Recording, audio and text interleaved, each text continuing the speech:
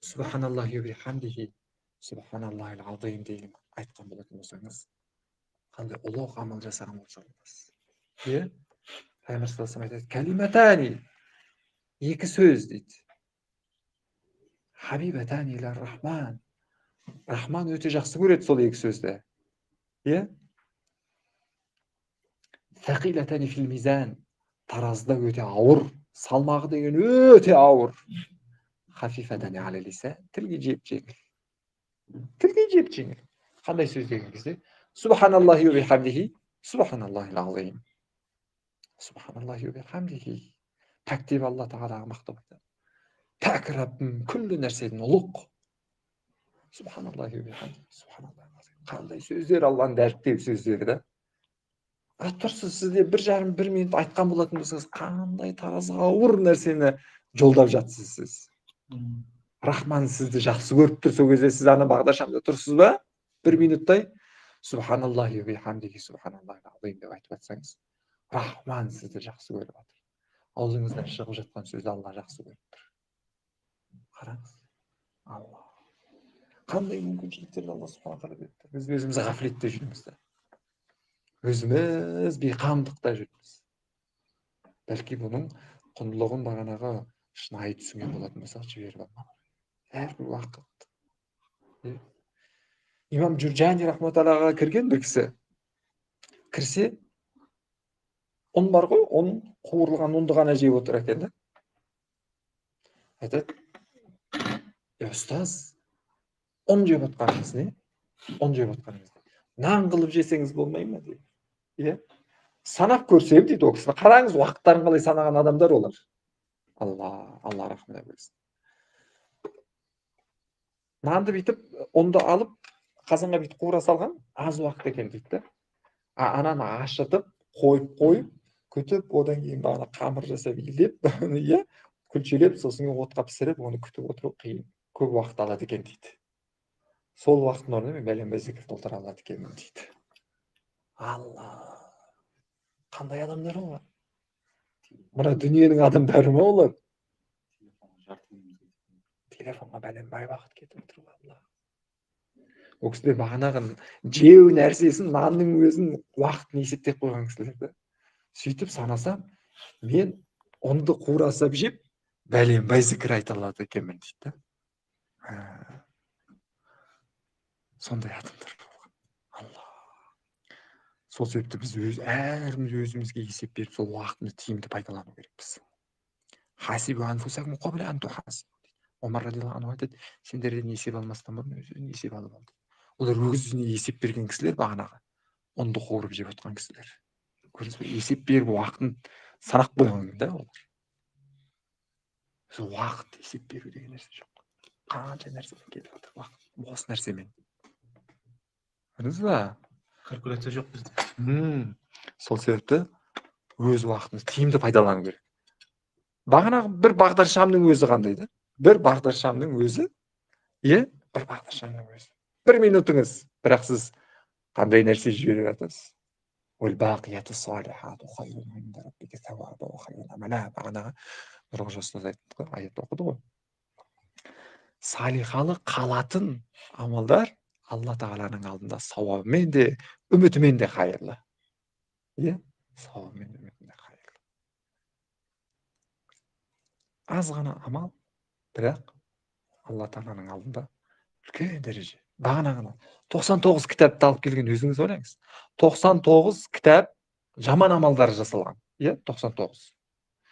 Бір кітаптың ұзындығы көзі қаяққа шейін көреді, сояққа шейін ұзын. Ішін ашқан кезде толған күнәлі амалдар. Осының бәрін мойындайсың ба құлым деген? Мойындаймын, Раббым. Үзірің бар ма сенің дейді? Жоқ, Раббым дейді. Алла Тағала айтады, жоқ дейді. Бүгін саған зұлымдық істелінбейді дейді. Саған бүгін зұлымдық істелінбейді дейді. Сен бір рет болса да шын көңілмен, ықыласпен ла иляха иллалла деп айтқансың дейді. Соны парақша алып келеді дейді. Бір парақша ла иляха иллалла деп жасалған.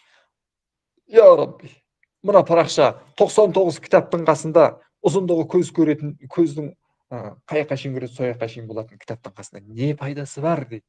Allah Taala aytат, бүгін саған зұлым жасалынбайды.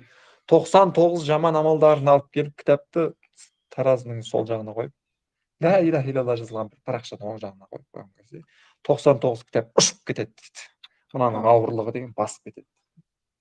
Қараңыз, қандай ұлық ла иляха илlallah деген нәрсені ақиретке қарай жіберу керекпіз де біз соны. Ла иляха илlallah, ла иляха илlallah деп тұрып соны жібер. Шынайы түсінеді да, көрдіңіз бе? Пайғамбар саллаллаху алейхи вассалам айтады,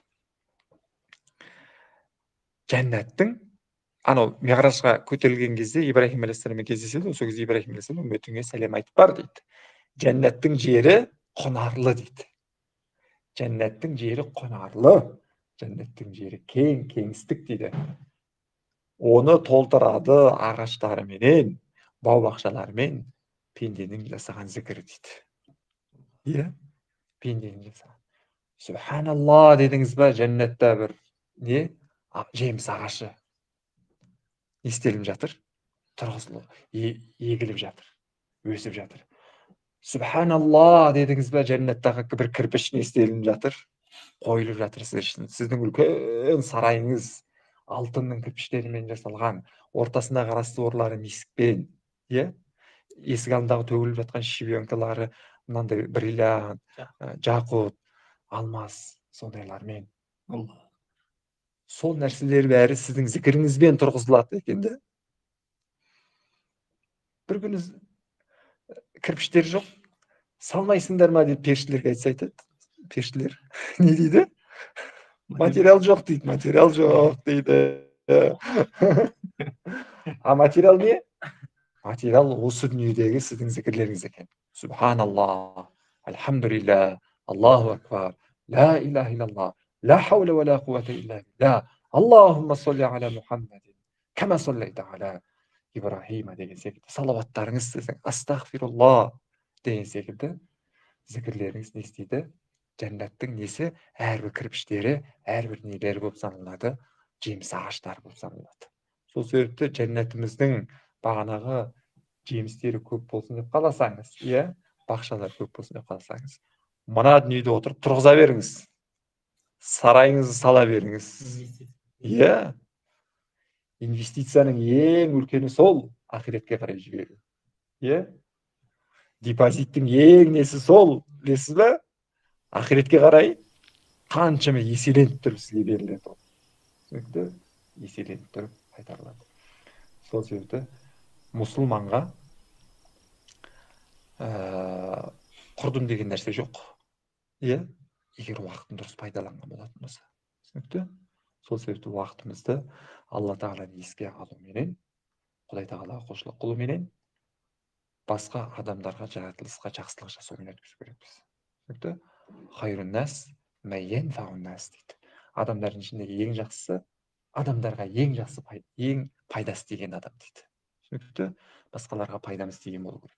Біреуге материальный пайдамыз тиюі мүмкін, біреуге қол ұшымызбен пайда тиюі мүмкін, біреуге тілмен поддержка беру мүмкін, тым болмаса біреу қолмен басын сипауменен пайда беру мүмкін деген секілді. Иә? Әр нәрсе. Білесіздер ме? Бұзылған, жезөкше әйел қуып жіберген ауылдан бәрі, иә? Өте бұзылған, біздің бала шағамызды бұзып жіберген, бұзылған, иә? Жезөкше қуып жіберді ауылдан. Сөйтіп кетіп бара жатқан кезде шөлдейді, ана төменге түсу керек, төменге түседі де, жардан мысалы төменге түсіп, бір құдық дейді, сонда төменге түсе алатын. Сөйтіп сол жерден су ішеді. Шықса, тілін салақтатып бір ит жатыр. Мен татқан шөлді мынау да тартып жатыр екен ғой дейді, төменге түседі, аяқ киім шешіп, ішіне су алып келіп ит несін шөлін қандырады. Соның себебінен Алла субхана тағала күнәсін кешіріп жіберіп, жәннатқа кіргізіп жіберді сол адамды. Өзіңіз ойлаңыз. Сондай иттің өзіне, жануардың өзіне бағанағы жақсылық жасауын Алла субхана тағаланың алдында ең үлкен амалдар болып саналады. Көрдіңіз бе? Әрбір жаратылысқа. Сол себепті мұсылманның әр ісі не болу керек? Жақсылық және ақиретті көздеген болу керек. Әрбір ісі, зікіріңіз, біреуге көмектесуіңіз, бұның бәрі күллі мағруфи садақа дейді. Пайғамбар саллаллаху алейхи вассалам айтады, бүткіл жақсы істің бәрі садақа болып саналады. Бүткіл жақсы істің бәрі садақа болады. Сіз қойыңызға жем беріп алсаңыз да садақа. Tipten Peygamber dedi, әйеліңіздің аузына бір кесек бағанағы нанды, бір түйір нанды, етті аузына салу садақа дейді. Әрбір нәрсе садақа. Сол себепті уақытымызды не істемей, бекерге өткізбей, бәлки ақиретке қарай жібере берейік иншалла. Салихалы амалдарды. Алла субхана тағала амал етуге баршамызға нәсіп етсін. Ахир дағуана анил хамдулиллахи раббил аламин.